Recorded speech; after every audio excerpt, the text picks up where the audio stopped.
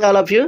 మనకి ఈ fan blade బిగించేటప్పుడు మనకైతే కూలర్ ఫ్యాన్ మోటార్లో ఫ్యాన్ బ్లేడ్ మనమైతే ఫిట్ చేసేటప్పుడు అయితే మనం కొన్ని జాగ్రత్తలు తీసుకోవాలండి. ఆ ఫ్యాన్ బ్లేడు మనకి ఆ సాఫ్ట్లో కరెక్ట్గా మనకైతే ఫ్రీగా పడుతుందా లేదా అనేది ఒకటి చూసుకోవాలి. తర్వాత మనకి ఆ సాఫ్ట్ అనేది ఏమన్నా రస్ట్ ఫామ్ అయిపోతే మనం ఆ ఫైల్ పేపర్తో క్లీన్ చేసుకుని కొద్దిగా మనం దాన్ని ఆ రస్ట్ అనేది క్లీన్ చేసి తర్వాత మనం ఫ్రీగా సాఫ్ట్లోకి మనకి ఫ్యాన్ బ్లేడ్ అనేది ఇన్స్టాల్ చేయాలండి. అలాగే మనం సాఫ్ట్గా ఉన్న మనకి హోల్ అనేది దాంట్లో మనకి స్క్రూ హోల్ అనేది ఉంటుంది కదండి, అది కరెక్ట్గా మనకి అందులో సూట్ అయ్యేటట్టుగా మనం అయితే ఇన్స్టాల్ చేసుకోవాలి. లేదంటే ఆ ఫ్యాన్ బ్లేడ్ సాఫ్ట్ పైన కనుక మనకి స్క్రూ హోల్లో మనకి స్క్రూ అనేది ఎగిపోతే అది ఒక్కోసారి ఏంటంటే మనకి స్క్రూ లూజ్ అయిపోయి ఆ బ్లేడ్ అనేది బయటకు వచ్చి మనకి ఇరిగిపోయే అవకాశాలు ఎక్కువ ఉంటాయండి. అందుకని మనం జాగ్రత్తగా చూసుకుని అయితే ఇన్స్టాల్ చేసుకోవాలి.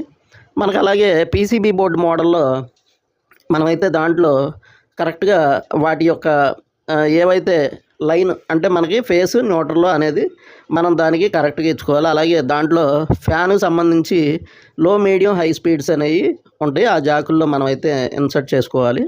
అలాగే దాంట్లో స్వింగు తర్వాత మనకి పంపు మోటార్ ఈ రెండు కనెక్షన్లు ఉంటాయండి. ఇవి ఇచ్చేసుకుని మనమైతే వైర్లు అనేది మనకి ఫ్యాన్ బ్లేడ్కి వాటికి తగలకుండా నీట్గా మనం ట్యాగ్స్ అనేవి వేసుకోవాలి. ట్యాగ్స్ లేని పక్షంలో మనం టేపింగ్ అన్నా చేసుకోవాలి నీట్గా. ఆ ఫ్యాన్ బ్లేడ్కి ఆ వైర్లు అవి తగిలినా కూడా మనకి ఫ్యాన్ బ్లేడ్ అనేది బ్రేక్ అయిపోయే ఛాన్సెస్ ఎక్కువ ఉంటాయండి.